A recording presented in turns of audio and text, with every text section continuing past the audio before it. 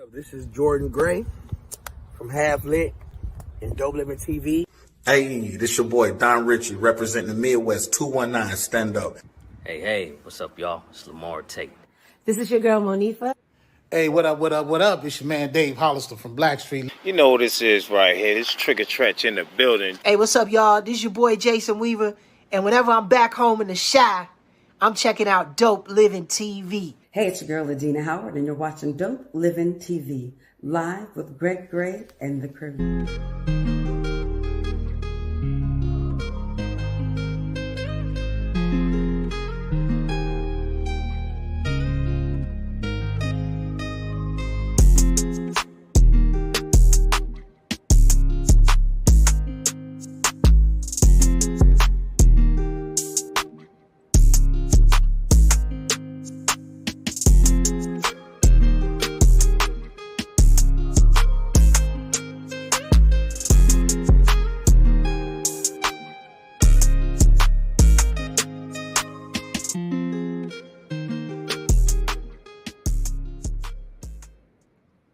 Hey, what's up? It's your boy Greg Gray.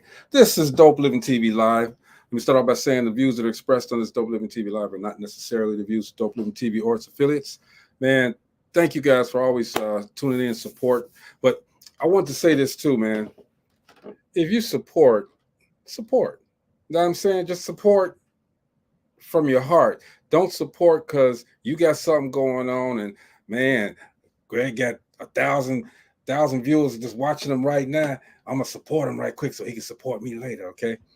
Man, support genuinely, man. It's enough room for all of us to get out here and get our thing going on, all right? Barter Black. We subscribe to that all day long, man. Barter Black, that means that if you are Black, help each other out, man. You know, if I got something you can use, let me know. You got something I can use, let me know. Let's barter Black, okay? Shout out to Nicole Murphy for bringing that there. Cynthia Rudd, right off the bat, she says, hello, everyone. Thanks again for having Miss Arkansas. Yes, funny lady, man. We had her on yesterday, but we're going to keep the funny going today. We're going to keep it going. This guy, man, he's originally from Fort Wayne, Indiana. He's a comedian. He's a writer. He lives in California now. His name is Jamarcus Turner. We're going to get to him, man. But what I want to do real quick before I do anything else, man, is let y'all see what this guy's about. Check this out. I'm pretty good at everything. I'm just one of them people. I'm bad at making French toast, though. Real bad at making French toast. It's always like too much egg, but I'm good at almost everything else. You know what I mean? Like I'm good at Facebook, right? I love Facebook. You know what I mean? Especially the gender reveals, because people do them so differently. Yeah, women on the, they'll have like the little booties next to their pregnant stomach and they'll be pink. We're like, now loading, see you summer 2022, you know what I mean? Something like that. It's a girl, whatever, right? Men, they just get on Facebook. They be like, it's a boy.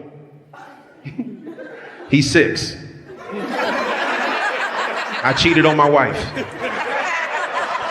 Damn. I got so high one time I thought I could hear food talking though. You know what I'm saying? Yeah, for real. So I was like, damn, man, I wonder what the cheeseburger talking about, right? So I walked to the cheeseburger. Hey, what's up? And the cheeseburger was like, we used to build things in this country before all these illegal immigrants got here. I was like, God damn. It had American cheese on it. It was wilding.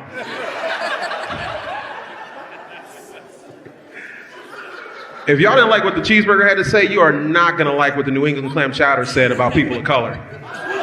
Yeah, it was wild. It got so wild, I was like, French toast, can you believe this shit? And French toast was like, mi nombre es tostada francasa. Bésame culo. I was like, nigga, is that Spanish? Y'all, I am real bad at making French toast. I mean, come on, man. That's real life, all right? Because I'm bad at making French toast, too. Matter of fact, I can't cook, all right? Man, look, y'all welcome to the show. Mr. Jamarcus Turner. What's going on, brother? Hey, man, how y'all doing? How you doing, man? Man, I'm chilling, man. That's some funny stuff, bro. That's some funny stuff. Thank you. I work on the jokes, man. That's what I got. Got to do it, man. Keep everybody laughing. I think laughter is what's needed. Because people, I mean, the world is kind of fucked up right now. So yeah, it's been fucked up. That's why it's always a space for the laughter. I think that sitcoms and stuff is gonna be really coming back soon too, because people are trying to laugh. Man, you got to do one. Yeah. I was just on Bob Hart's Abishola for 2 seasons as a writer, as a staff writer and a story editor. I'm looking to be staff. I'm taking some meetings this week, as a matter of fact, about staffing. So it's soon. Sitcoms are coming back, and I have a skill set that most people don't have or haven't had experience in. I got to work on set all the time. I got to, work with people. There are showrunners for a lot of your favorite streamers who've never been on set before. Oh, that's what's up. Because yeah, I mean, it's just the way that they structure and stuff now. So I was blessed by getting into a studio system where they just let you be on set, where they just let you just see stuff, and so I'm really fortunate. I'm looking forward to my next thing. Well, that's what's up. Real quick, Danny Marie says, "What's your favorite sitcom?" My favorite sitcom of all time. It's a tie, right? It's like three. It's like a tie, man. It's a real tie, dog. Because I'm black, but I'm also, a writer. I like the structure. I enjoy structure. So structure-wise, like plot-wise, like you could do anything with these stories. I would go with Seinfeld. Because you Okay. could turn on an episode of Seinfeld and plot structural wise, it's just like this gonna happen and this gonna happen and this gonna happen and this gonna happen. It's gonna flow completely into itself. It's gonna be such a simple story, and then they're gonna hang the jokes on it. Okay. And that's what I love about the simplicity of that. And then the next one is Martin, just because it's Let's Martin. go. It's Let's funny. go. Let's go. What I'm saying? It's Martin. It's the blueprint. Like, you know what I mean? Like it's Martin. So, That's it. yeah, I ain't got no, that era of sitcom, especially on Fox and what they did with us, what they gave to us, that Martin Living Single, New York Undercover block. When I was younger, like that was important. Living Single, super important. Martin, Yes. super important. Yes. Most definitely, man. Those are the ones. Bring my guy on, Mo. What's going on, brother? Hey, what's happening? Chilling, man. Cynthia Rudd, Miss Arkansas says, "It ain't the word, it's the people in this world." So sad, but true. Yep. We talk What's going on? Go ahead. What's going on, man? I'm just soaking it all in. Man, you got Sorry to. about my tardiness. We want to keep, that's all right. We want to keep the laughter going, man. We got Mr. Jamarcus Turner, like I said. He's from Fort Wayne, Indiana. We call him Marcus, he said. Or JT. Y'all can call me JT. JT, because we say Marcus, man. If one of the ladies come on, they're probably going to roll that R. You know what I'm saying? Trust me, as a young man who was a child in the 90s, that Marcus, darling. I'm also 6'3" and, you know what I mean, like relatively attractive. I promise you I've heard that once or twice. Get a little old after 20 years, We gonna the call first 10 was cool. You know what I mean? But after that. We're gonna call him JT. So, man, look, you're out there in California now. You're doing your thing, making the rounds. I know you was just at the what was it? What was the Comedy Store last night? All right, and doing your thing out there, man. But what made you want to start comedy or entertainment? Period. Well, I was one of those kids in class who always like party. I mean, who always just like he was just like the class clown, right? Okay. I was kind of the class clown. I was kind of like the always had jokes, always making jokes, always messing around in the lunchroom. And so my plan was when I turned like 17, I was like, man, you know what I'm gonna do? I'm just gonna leave. I'm gonna leave Fort Wayne. I'm gonna just go to Hollywood. I'm gonna be on Comic View by the time I'm 20. Okay. And instead, what happened was I started working at a factory and I got somebody pregnant, and I looked up and I was in Fort Wayne for another 17 years working in factories and driving a forklift and being on Twitter. And one day I was on Twitter and this dude DM'd me and he was like, hey man, what do you do? And I was like, I build plastic tanks in the factory. Like, what's up? You know what I'm saying? And he was like, man, I think you should write. And so he bought me a book about writing, and he bought me a book about writing, and he bought me a program for my computer so that I could write, create scripts and stuff. And this is January 1st, 2020. Okay. Wow. And so I wasn't even doing stand-up then yet. And so I started writing scripts. I was like, all right, that'll give me something to do because, I'm working these 60-hour weeks in the factory and, I got family to feed and take care of. So I'm just like, all right, whatever. And then I started doing that. And I've always been a creative, always been, needed an outlet for my creativity. And this was something to do. And then in October of 2020, my little brother passed away. And he died in his sleep. And I had promised him if he had found me an open mic or something like that, I would start doing comedy because we've always talked about it, but I never did it. And he passed away. And then a week after he died, I saw a flyer for an open mic. I had never seen one before and never even heard of one being in my town before, but it was there. And I started going, and I never stopped going. Man, that's got to be hard though. You know, your brother, your friend, your guy, my best friend. He's my best friend. He leaves, and you know, you still you just wanted to fulfill that dream, man. I end every set with "I love you, Jimmy." That was my little brother's name, was Jimmy. So I end every set, no matter how good I did, or how loud the crowd is, or how quiet they are. At the end of that set, at the end of my time, it's "I love you, Jimmy." You know what I mean? It's all right, man. I'm JT. Good night. I love you, Jimmy. And then I get off stage. So he's with me, even though he's not with me. I'm definitely sad he didn't get to see any of this. Like, you know, that affects me every day. But he with me, even though he's not with me, for sure. Man, that's the story right there, man. But you go through, and the theme of this whole show every day is that, you know, you go through something to get to something. But you go through all of that, and you still not. You're being in a factory. You driving a forklift, and all of a sudden now everything's changing. How did that make you feel? Was it overwhelming for you when you did it, or were you just a go-getter and said, you know what, here come another challenge, I'm gonna crack that? It's more like, you've been sitting still for a long time, right? You've been sitting inert for a long time. So once you start moving, if you've been sitting still for so long and you like movement, right? Once you start moving, there is no too fast. There is no too much. There is no, oh, this came too quick. In February, I was submitting a packet to this show, working 60-hour weeks at this factory, you know, like barely scraping by, and like, all right, well, I'm gonna submit to the show because I just ain't got nothing else to do. And by June, I had an agent and a manager, and I was signing some papers to be a writer for CBS. Wow. So, and none of that seemed fast to me, because I had been sitting still, not waiting for an opportunity, just sitting still. Just being like, accepting that this was going to be my life for the foreseeable future. And I was cool with that because, you know, I got people to feed. So it was like, all right, well, then I have to work in factories. But I sure do like telling these jokes on Twitter. and so that's what I was doing. And some people took notice, thank goodness. And I looked up and I had the opportunity. And the important thing is, when you have the opportunity, to seize the opportunity, to put your best foot forward, to do as much research as possible, to put as much effort into it as possible. Don't get an opportunity to be like, oh, this ain't nothing. I saw people do that last night at the Comedy Store. The Comedy Store is the biggest comedy club in the world. Exactly. And I saw some people who, because they've done it once or twice, they go up there and they go, oh, this ain't nothing. It's like, it's still something. It's going to be something to me every time I touch that stage. There you go. If I've been doing it 20 years and they let me do whatever I want to, and I can just walk in and do an hour and a half, it's still going to mean something to me when I touch that stage.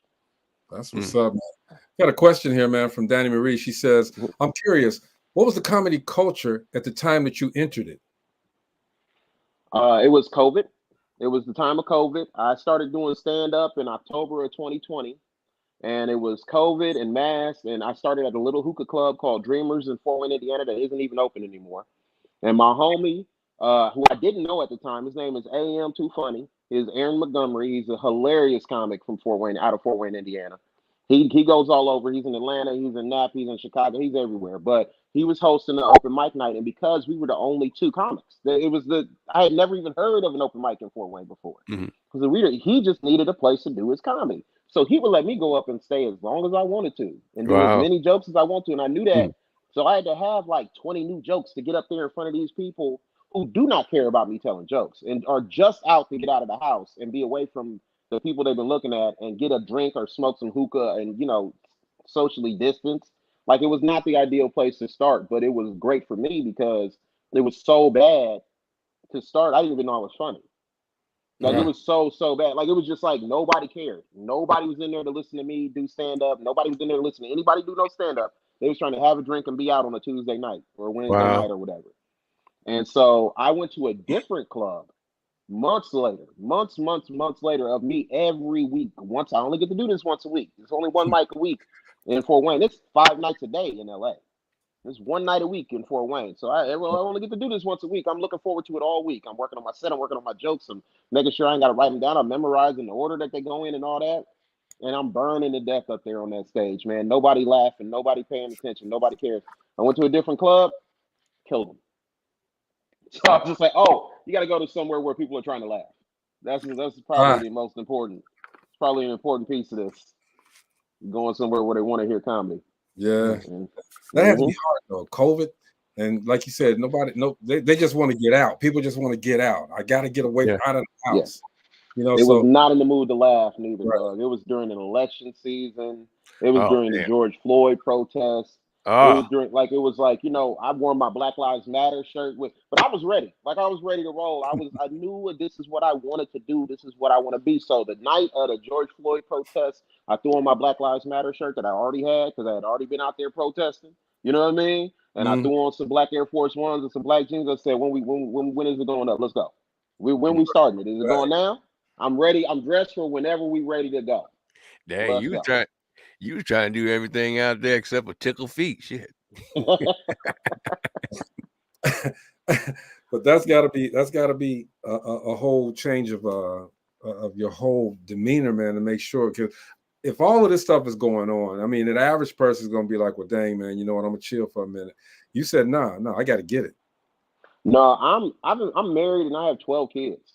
I got 7 girls and 5 boys. No, No bullshit. I'm one of 14 children. I'm the middle child of Wow. 14 children, Wow. and I have 12 children. Like there ain't no how I can just chill. I have to feed all of these people all the time. It ain't okay. daddy just said no. They need their cell phone bill paid. They need food to eat. They need clothes on their back. They need shoes on their feet. So whatever I got to do, like I cut grass. I was a handyman. I had a job one time where I just crushed cinder blocks for 10 hours a day with a Dang. sledgehammer. You Beating know what I around mean? too fast. That whatever you got to do. So no, it ain't no too fast for me. It's too slow. I'm waiting for him to put some more on these shoulders so I can come up because I already got enough responsibility at home. I can handle something professionally. See, and that's the thing. That's the thing that people do need to hear that. All right, you got 12 kids, so like you said, there's no pause. I got to do it. It's got to happen. Braden Wilson says, fatherhood, most definitely. Danny Marie says, 12. Wrote to be fruitful and multiply is a calling. For real. I think Danny got a little jokes in her. Can y'all hear? Maybe she There can we be go. comedian. What was Yeah. that? See, the funny thing is, we not even religious in my family. We just don't pull out.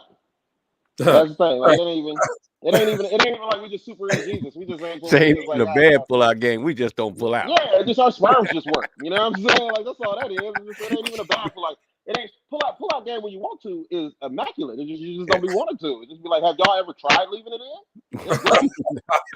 Yeah. I'm not even trying. If Yeah. this is When just people say you'll pull out game week, you said no. This is my pull out Oh game. no, it's strong. Listen, I would have had way more kids. I'd have had sex more than 12 times. I'll tell you that right now. wow. So you know what I mean? I would have had way more if I if I didn't have a stronger pullout game, I think. I might So have. you understand the pull out game, but it's just like, hey, when I want it, I want it. Listen, if this is my woman and we are together and we are not on no birth control, everybody understands what can happen. You know what I'm saying? So I'm not about to like pretend like it can't happen. My sperms work. It is a proven fact that they was gonna work. They probably, you know what I mean? So Swimmers. that's you risking it. That's not me risking it. I knew what could happen. So you came in honest. Hey man, look, Yeah. pull out game strong, but I might not want to pull out. Well, That's not even that.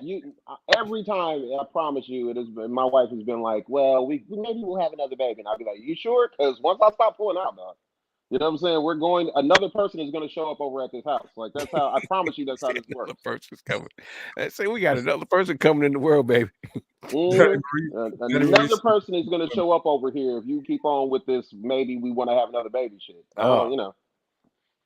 Say, don't give me no dagger. Gina, she's part of the Dope Living TV crew. I don't know why she ain't here, but that's okay. She said, how many of your children want to be a comedian? One so far. She doesn't want to be a comedian. She just thinks she's funnier than me. Oh. And it's real, you know what I mean? It's a little fucked up because it's just like, dog, I'm a professional comedian. This is how I feed you. Is making these jokes, and you like, I don't think you're that funny, honestly. She's like, and she's 17. It's like, well, you're literally wearing joke shoes right now, dog. I bought those shoes with jokes, so maybe you ain't the one to determine whether or not I'm funny or not. Well, you know how to do that. What you do is say, hey, write some jokes, and we're gonna find out how funny you are. I don't even want to tell her jokes on stage. She ain't got no life experiences. She's 17 and spoiled. What's she gonna think? Like, remember that time my dad raised his voice to me one time and it was terrible. It's like, girl, I used to get my ass whooped. They don't understand real adversity. Yeah. They do something like that. You got Braden over there cracking up. Everybody say what's up to Marcella. What's going on, B? Hello. Hi, Jim. Hello. How do you pronounce your name? Jamarcus? You can call me JT. JT. Okay. Everybody calls me JT. Yeah. All right. JT. Hey. Out there doing it. So I mean, so what's been your hardest hurdle getting to where you're at?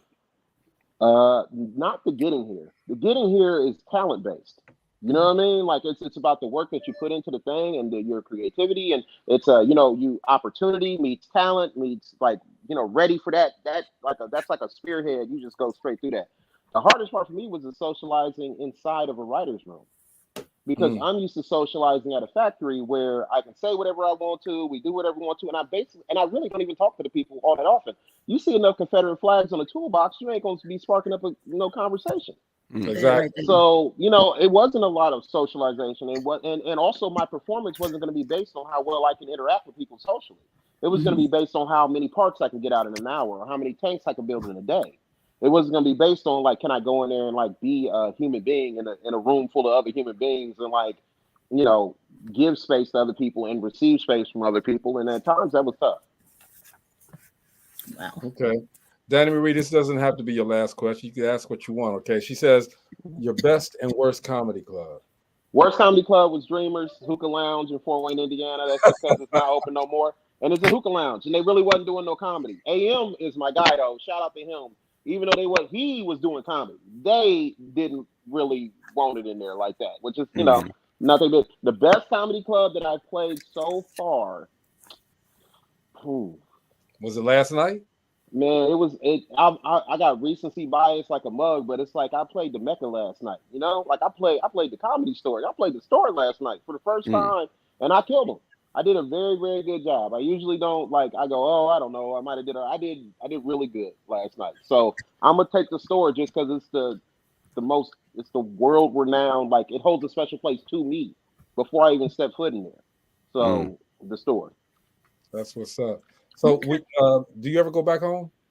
Oh yeah, all the time. I got 12 kids. I can't be. No. I'm talking about Fort Wayne. Yeah, that's what I'm talking about. I go back home to Fort Wayne once. I go maybe once I'll be out here for a couple months this time. But when I was working at CBS, I was alternating a month. So I'd spend a month in Fort Wayne and a month here. I would make sure that I would synchronize that with whatever. If they were shooting one of my episodes, I would be here so I could be on set for my episode, for the read through, for the table run, all of that stuff. But when I wasn't required to be here, I was in Indiana. Whenever I'm not required to be here, I'm in Indiana. Okay. Did I hear you say 12 kids? Yes, ma'am. Okay. 7 girls, 5 boys. Okay. Man. Okay. I also have 10. I have 10 honor roll students and vice class presidents and student council members and varsity sports players. And my one son has won 2 state championships in football. And that's what's up. Yes, ma'am. Amen. That's good. All right. Any of them want to go into comedy or follow your footsteps? They asked me just one. I don't know if she wants to go into comedy, but she definitely thinks she's funny.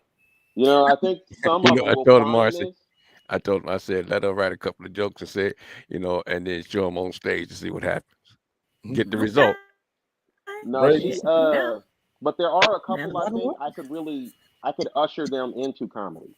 You know what I mean? I think with this business that I'm in right now, it's more like I hear the story all the time. It's like, well, this person grew up in Southern California and they went to USC and they majored in this, and then they got out and they knew somebody at a studio, so they got a little assistant job at the studio, and then the next thing you know, they was writing, and the next thing you know, they had their own show. And it's like, because they knew that was a viable option as a career path. Because they're from here, they can see it as a career. So I really want to show my kids all of the career paths they can take within this industry with me, hopefully ushering them through this. And I think you're a great usher. Oh man, there's gonna be a lot of people with the last name Turner working on my sets, dog. They better never give me my own show. I mean that. It's a whole bunch of. It's so many of us. It's gonna be a bunch. That's what you're supposed to do, though. That's what you're supposed to do. Listen, you get to these people and you think nepotism is just a word that people throw around, and then you go, who is this? Oh, and that's Dave. Okay, who is this? Well, this Dave Jr. Well, who is that? That's Dave Jr.'s best friend. He got a job because he's Dave Jr.'s best friend. and and Dave is the boss. Like it's it's a bunch of that. It's a bunch of nepotism, huh? I'm cool with it because I got a bunch of people to nepotize. Don't even worry about it. I don't want nobody to get rid of the nepotize. Yeah, just go ahead. Give me my own show. I'll show you how to do it. It'll be all over again.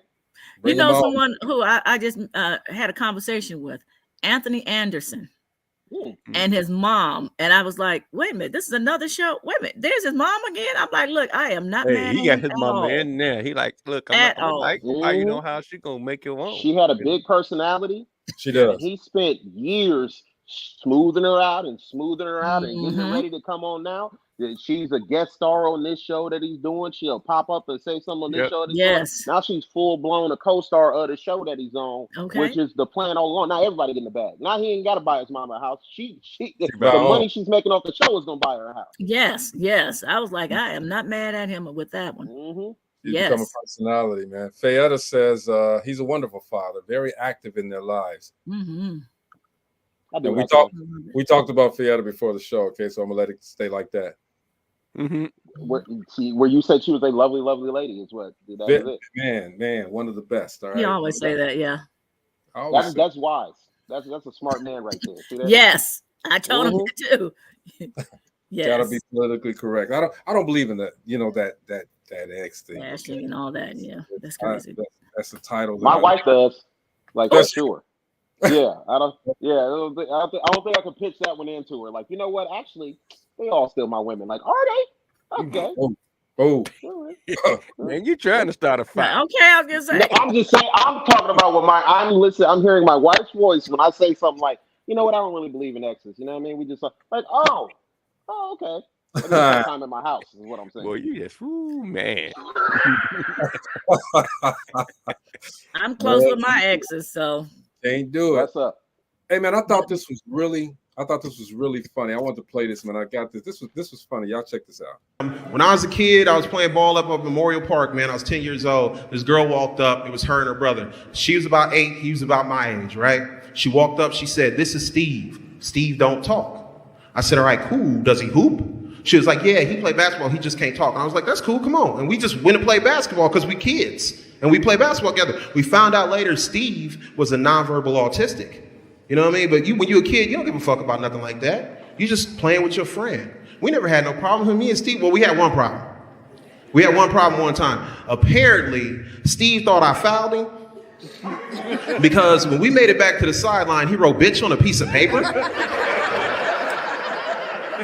I had to beat Steve ass out there. It was a terrible silent ass whooping out there at Memorial Park. Boy, I'll tell you what.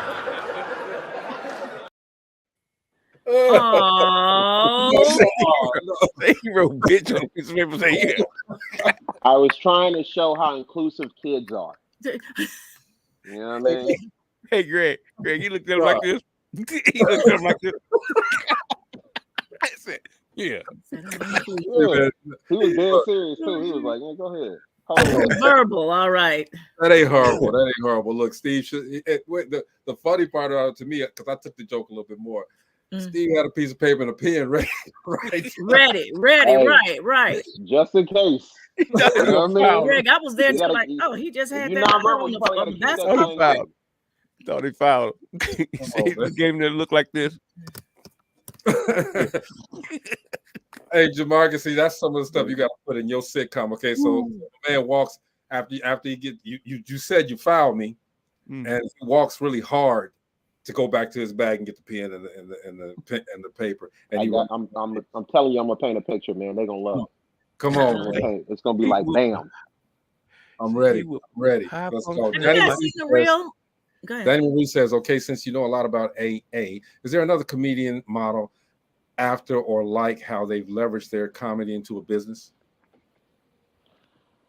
I really, really respect how Kevin Hart has modeled his business and how he makes sure to monetize every single thing he does. He makes sure that he gets his full bag. You know, there are guys like Kevin Hart. There are guys like Kev on stage, man. Kev on stage. Yep. Kev on stage, Country Wayne with Facebook and how he's monetized that. Them dudes, there's a whole crop of people who have, instead of other people being able to cash in on our creativity, we are finally cashing in our creativity. Yeah. Because the truth is, people want it to be as authentic as possible and as close to the source as possible. And social media gives them the opportunity to get it directly from the person who actually created it without having to be in any kind of danger. It's like social media is them being able to go to a jazz club in the 20s without having to leave their house or try bathtub gin. So that's what they're doing. They get to go all through the hood with these comedians. They get to go, and these creatives, they get to go all to these other places. They get to tap in and really feel like they're a part of something. And they love that. And it's creating huge amounts of money for us. So I'm really proud of all of those people. Anybody that's making their own bag, not somebody just getting a bag. If they get the bag and then make their bag and then keep on filling it up, I respect that. Most definitely. You had a question, Marcia? No, I was just wondering, had you guys seen, speaking about his joke, there's a guy, he's deaf. He has reels and he teaches you sign language. And what's funny about it is only cursing. And when you just said this guy, you know, in your joke wrote that word, this guy, when he's teaching sign language in his reel, that word, the B word, he's constantly teaching you how to say that or cursing. And when you did your joke, all I can see was this one guy, this deaf guy. You gotta know how to sign in cursive. You know what I mean? That's how I learned bullshit. And he's still, That's how you do. and he's still, you know, he can talk a little bit. You know how some of them can talk. They're more like, you know. So part of the word comes out, but he's teaching you how. And I just cracked up because he's every reel he does, he's teaching you. And I'm like, you know what? You gotta be inclusive. Just because somebody has a disability does not mean they can't be an asshole. You know what I'm saying? They could be both things. That does not exclude you from being like, you know what I mean? That's what inclusivity is being like, you're a person. That's it. Whatever other thing is going on with you, you start as a person first. And sometimes people are terrible. Yeah. Yeah. Well, see, you said it though. You people are creative now. I don't care what you do, how you, whatever disability you have, people are being creative. Yeah. And it's a lot more to come. We haven't seen the beginning, I mean the end of it yet. People are coming out, and it's going to be a lot of good stuff coming. Danny Marie had another question. She keeps saying final question. Danny, don't have to be your final question. All right. Thoughts about the Cat Williams marketing strategy, she calls it. Hey, she said exactly what I said. It's a marketing strategy. Yeah. Is it though? Or is he just telling? Just being keeping it real. I mean, can it be both? But I mean, the fact that he's on Club Shay Shay because he's on tour and he's promoting his tour. Exactly. So the best way to promote the tour is to say the things that's going to get the most attention to your tour. Drama. But also, he might be telling the truth. But that's what makes it extra dangerous. It's because if he's telling the whole truth and promoting his tour, then he becomes. I haven't heard, and that's what I talked about somewhere else, and you know that's what is really like. That's the only thing where my antennas is up about the entire interview is because not one person has come out and been like that didn't happen. Exactly. You know what I mean? That's really weird to me. Not one person has come out and been like, hey, man, actually, no, I got proof that didn't happen, man. Cat is a liar. And instead, people have been like, wow, look at all this money I got. Like, he got Ludacris to rap again. I ain't heard. I'm 40 years old. Ludacris came out when I was 17. I ain't heard Ludacris drop a hot 16 in 20 years. Cat Williams said something about him at a party. And instead of coming out on live and be like, man, I'll never. He's just like, man, listen to this hot 16 real quick and look at all this money I got. It's like, dog. Come on, man. So I think he might have been doing a little bit of both, actually. I think he was doing a lot of both. Would you do something like that? What, going? I don't got enough to tell. I just got here. If you knew something to tell, if you had something to tell, would you? You know, I got a joke on stage where I say that I've never snitched, mostly because I committed solo crimes. But I understand why people snitch. You know what I mean? Like if you get scared, you'll just spill every secret you have. You know what I'm saying? Like if you're scared enough, you just start telling shit. Like, you know what I mean? That's why the first 48 works. It's because if somebody is the most terrified they've ever been in their whole life and you stick them in a room and they go, I'll tell you anything if you let me out of this room.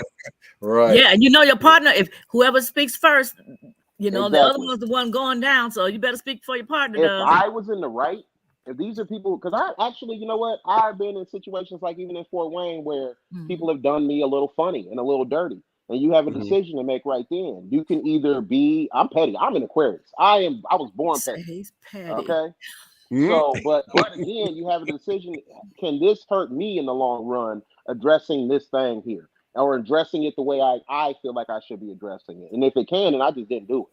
Like, it was some stuff where people did me a little funny, and I was just like, I just got to eat that. Maybe later, somewhere down the road, I still kept the receipts. You know what I'm saying? Later down the road sometime, if, somebody get out of pocket or something like that, I'll just pull the receipts out of my pocket like, well, oh, wait a minute.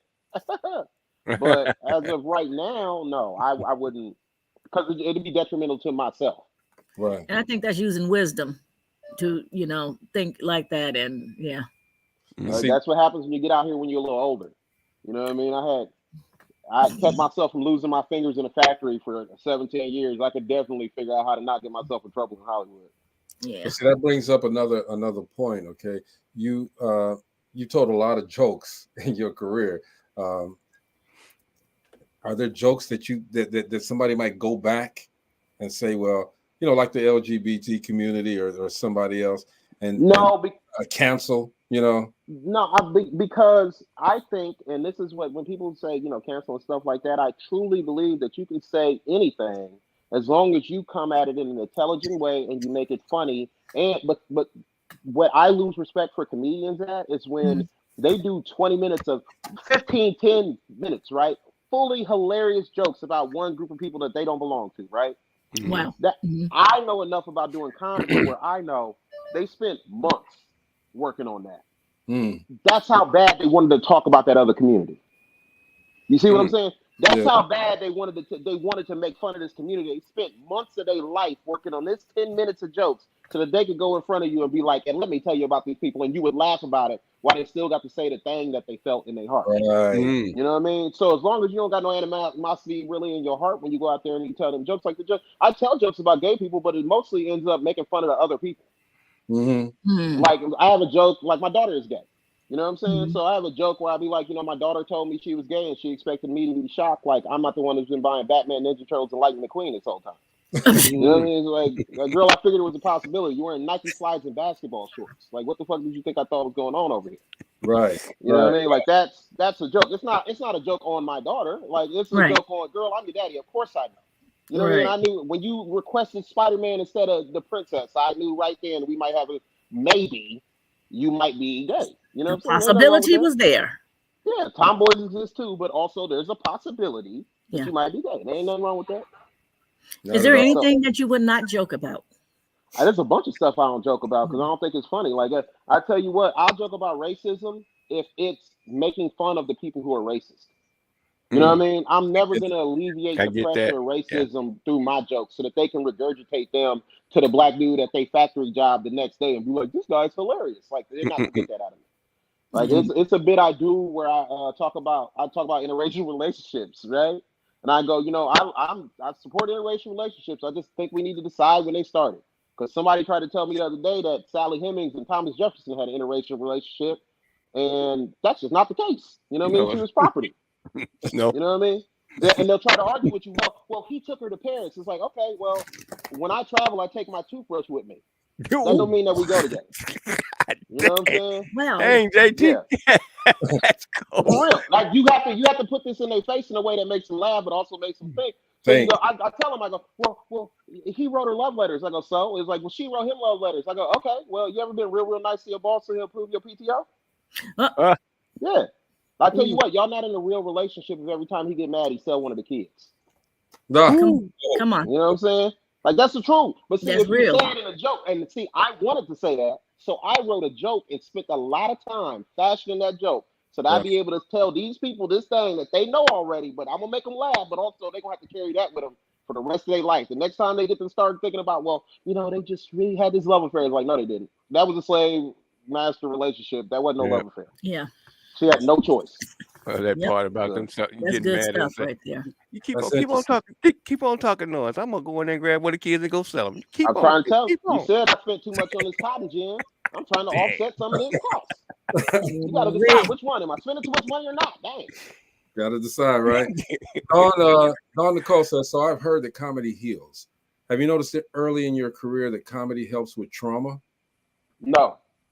Not other people's trauma for sure. People who come to comedy shows and use it as something cathartic, for sure. You know what I mean? Comedians, we're all broken and insane people. We're all broken, hurt, you know, a little bit crazy, a little bit, you know, off. You got to be a little bit off to do this job. It's just how good are you at hiding it? That's how successful you're going to be. Because if you go to some of these open mics and you see some of these people, I'm just like these people. The only difference is I keep that shit pressed way deep down. You know what I mean? And they just have it on Front Street. They be right out with it. They just come in hot. And I don't do that. But that's the only difference is we all about the same. That's why we all get along mostly. So what do you think about the crop of new comedians? You know, you got DC Young Fly and his 95 South people. What do you think about this new crop of comedians coming out?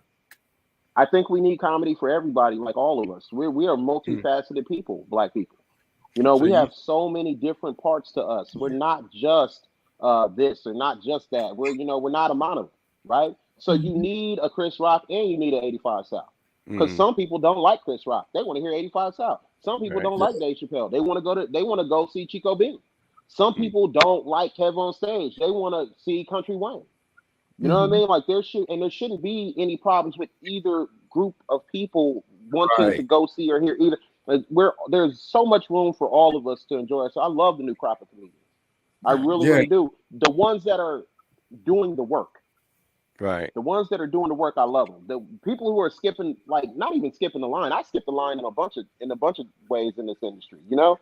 But the people who I'm about to turn this light on, it's getting dark. But the people who are doing the work in these clubs, doing these tours, catering to their fans, knowing what their fans want and giving it to them. Them 85 South dudes are selling out stadiums.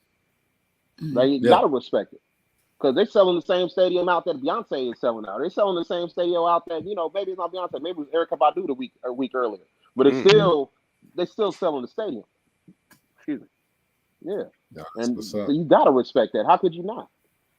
You have to. I mean, like you said, there's enough room for everybody. And there's as many genres of comedy there are, and people don't hate to say that there's genres of comedy. People like to lump comedy into one big thing, but you can't especially Black comedy. Yeah, you can't lump it into that. It's a variety of it, right? Because they have like Black music. Comics.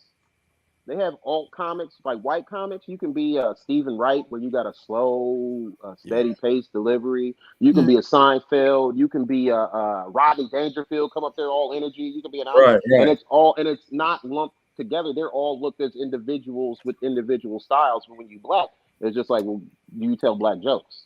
Right. That's where, Well, that I mean, that's how social media help you engage and grow your followers. It's helping. It's really helping. I'm older. I'm not so good at the social media part. You know, I'm working on it. I'm trying my best, but you know, it's helping. Okay. Well, you had something to say. I'm sorry. Would you say we have a lot more lanes in our comedic community than other comedians do? For sure. Yeah. For sure. Because we have our adaptability. That's what makes us special. That's what makes us unique. That's why we keep on creating new stuff. Because every time somebody takes something away from us, instead of fight, like we can't even afford to like fight and kill and to try to. We just gotta adapt.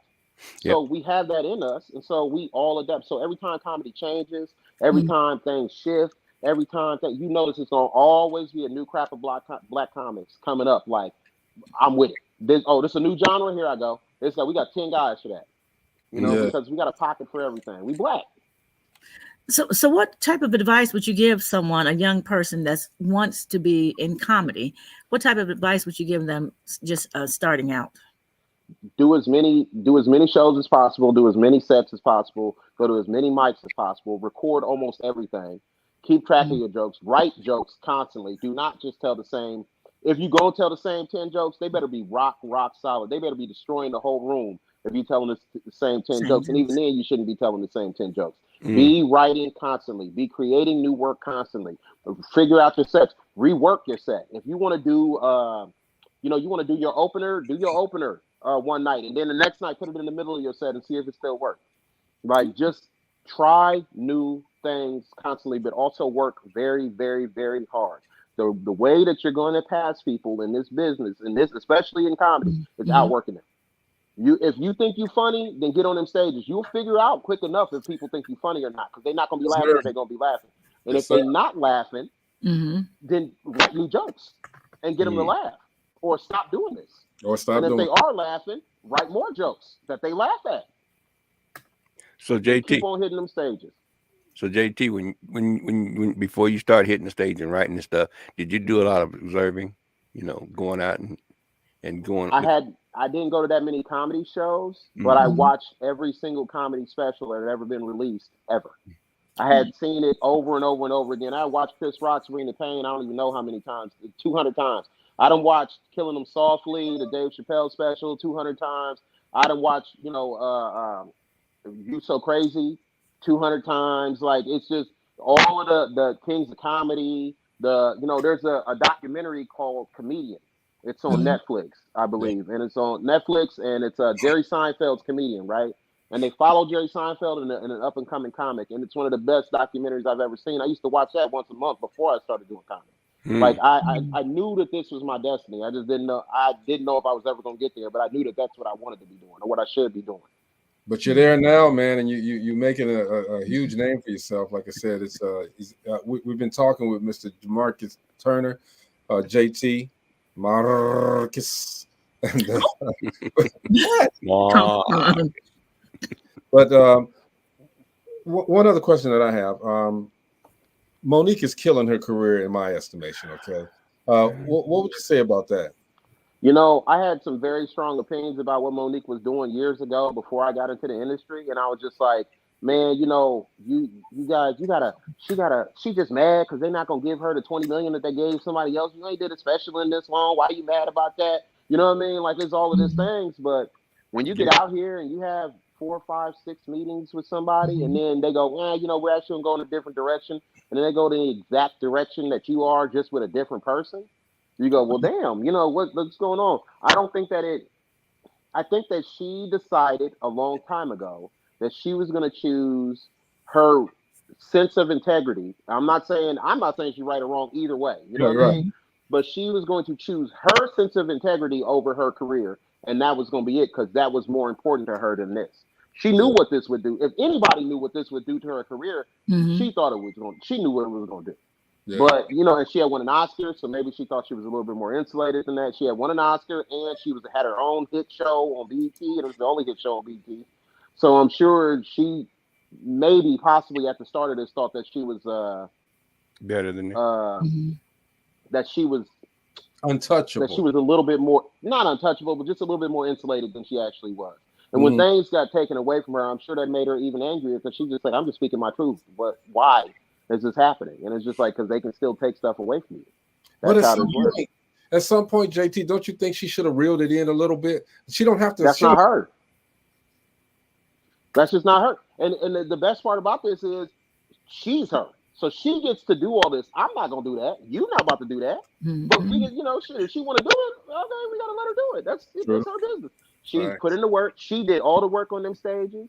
She put in the work on them stages. She put in work on the Parker. She put in the work on her show, on her talk show. She put in the work on Precious and the movies that she's been on. She puts in the work, right? So she doesn't want to. That's just who she is. If she don't want to reel it in, and that's her decision, let's let her. That's her business. That's my daughter going against Pops. Don't be going against Pops. She said no, she did not. So JT, let me ask you a question. Now that she getting ready to get on this tour with Cat, do you think it's gonna be some dirt she gonna sling around with Cat? I mean, she is going to tell her jokes, and she's gonna work stuff out. And I think that what she understood before she even joined that tour was that people are gonna have their phones out and be recording everything that she says. Even though she's playing theaters and stadiums with Cat Williams, right? She's still working out a set. She's still working out the jokes. She is not going to have the space or time to work out them jokes in front of them people. She's definitely going to say some things that ruffle feathers, just because she's just trying to figure out how to get to the funny part of what she just did and what she's been going through this whole time. This is going to be a tough time for her. I am a fan of her steadfastness. I am as well. I don't have to be a fan of somebody's comedy to respect their how they will stand in their truth and stand on business. She's standing on business. So bless her. Yes, sir. Alexis says the world loves to put a black woman in a box and keep her there. She asserted her value as she should. Most definitely, daughter.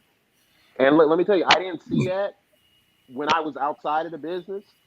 But once I got inside of this business, I realized like, oh, I could easily you realize how easily somebody could just step right outside of them bounds and be like, I've seen all of this and I know they do all of this. I could just tell them. Mm-hmm. You know what I mean? I've only been out here for 2.5 years. I've seen a bunch. I've heard you step into these rooms and you hear a bunch of stuff you didn't know. So, you know, you just got to decide if you want to say that. I ain't gonna say nothing. I don't know nothing. Huh? You told a lot too many of truth kids to feed to be worried about what they got going on. You told a lot of truth today, brother. And you, again, I literally reached out to Jamarcus this morning, and he said, "Yeah, no, why not? Let's do it." You know what I'm saying? Yeah. So, you see, I ain't doing nothing, man. I'm about to go have my daily edibles. Yeah. Thanks to California. Bless up, California. Yeah, I'm about to go. After we get off the phone, I can finally go do what I've been wanting to do all day. There you go. Hey, man, again, I appreciate you coming through, giving us the time. All right, it's short notice, so everybody doesn't do that, so it's all good. If there is one more thing that you can tell anybody, man, about you, your career, your journey, what would it be? Maybe I'm not stopping. I'm not going to stop here. I'm not going to stop with just doing comedy. I'm not going to stop with just making it to a writer's room or a couple of writers' rooms. My plan is total world domination. Right. Like I said, I've been sitting still. That's it. Every time they ask me in a meeting, I don't mince no words or go, well, I don't know what I want to do. I know exactly what I want to do. I want to have 10 shows on the air where I got 10 specials on all kind of different platforms. And while I want to produce, I want to write. I do not want to direct. I want to create. You know, I think creation is an important thing, and that's what I'm gonna be on. So when y'all, if they watching me, and they can find me, JT Comedy Official on Instagram and Facebook, and Mr. Marcus 260 on Twitter. I don't call it X, but yeah, complete and utter world domination. That's my long-term plans, everybody. You put it out there. He heard you. It's gonna happen. Man, we appreciate you once again. Marcella, you want to say something? Yeah. First of all, JT, thank you for coming on. It's a pleasure to meet you. People, follow your dreams. Stay true to yourself no matter what. Yes, sir. Mo. Yeah, and I see that arrow is straight. You know, a lot of people don't know what they want to do, but you knew what you wanted to do from the get, and you found a way to go do it. I always tell them, you always follow that person or follow a person that's successful in what you want to do. Pick up that book that mug done wrote about all the pitfalls and try to avoid those pitfalls and be as successful as that person or more, you know. And you're doing exactly what I'm saying. JT, nice meeting you, bro. Thank you, man. Nice to meet you too. Hey, man, real quick, I wanted to say my man Emmett Lever, I forgot, I don't even know how to pronounce his last name, but he got a new movie called Without a Name. He'll be on the show in a couple of weeks, next week, something like that. Talk about the movie. So shout out to Emmett. We got you, bro. Don't forget my publicist, Katina Fields out there in California, man.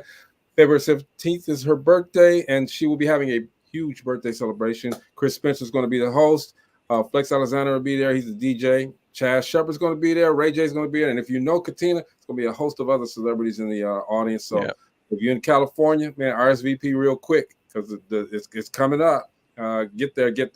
I'm gonna connect him and Jamarcus and Katina, most definitely. Hey man, B. Cole out in Chicago. He's nominated for Stand-Up Comedian of the Year.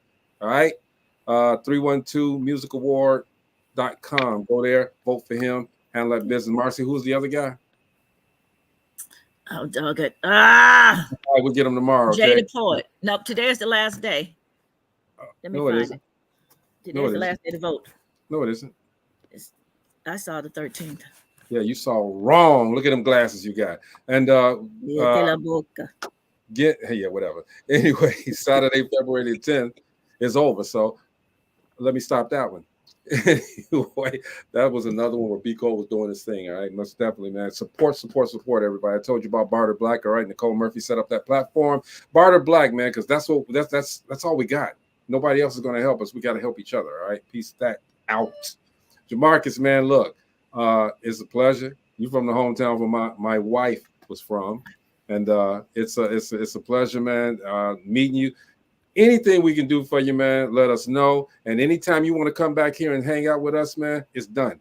Oh, I will. I definitely. Whenever I got some news to share with y'all, I will definitely be sharing it first here. Cool. Let's go. Y'all right. heard that. Y'all heard that. All right. This dope. And wait. What? Pardon me. The What? other person to vote for, the other person to vote for, just Mike the poet, Mike Williams. He does spoken word. Mike Williams, just Mike the poet is what he's listed under. Yeah, I don't know him. That's okay. I do. I know who he I'm is. messing with you. Mike Williams, man, vote, support. Like I said, always we gotta support each other. We are nothing without each other. And I'm quite sure. Hey, I meant to ask you too, Jamarcus, how does the family feel about your newfound success, though? They don't care at all. They don't watch the show that I write on. Come on, man. That's it. Are you serious? My wife cares a lot. The little kids, they're like, oh, let's watch Abishola. But as far as like most of the kids, they don't care at all. They're just like, oh, you got more money? Good. There you go. That's just dad. Basically, that's just dad, huh? Yeah, exactly. Which is good, I guess. You know what I mean? That's cool. They're gonna definitely keep me grounded. But yeah, they don't care. They don't give an F. You know what I mean? Like at all. So I'm gonna tell you, man, my son was quite different. He was, just dad when it came time to one-on-one, but when it got around his friends, and my dad, he met this, but he did, that's how my son was. All right, but it is what it is. It's support either way. They'll wear the shirt. They definitely claim me when I'm not around, but they don't personally tell me like they're proud of me. I found out one of my oldest daughters was proud of me when I had the same Uber driver that she had in Fort Wayne, like months later. And dude asked me what I do. I was like, oh yeah, I write for CBS and I'm here, visiting my family. He's like, oh, I had your daughter in the car. She told me all about how you write for CBS. And I'm like, well, she never told me. Hey, my daughter says, shout out to my son, JG. Most definitely, sweetheart. I love you, Alexis, by the way. Yes, sir. So this is Jamarcus Turner, y'all. JT, what was it? JT Comedy? JT Comedy Official on Instagram and Facebook. And Mr. Marcus 260 on Twitter. All right. Y'all got to get there. Support this brother. Please, look. Support. That's all we got to do. Support, okay? Hey, man, fantastic work you're doing out there in California. Like I said, I can't wait to see what's next. I'm waiting on those sitcoms, so let's get them. This is DopelivenTV, man. We will see you guys tomorrow. Peace.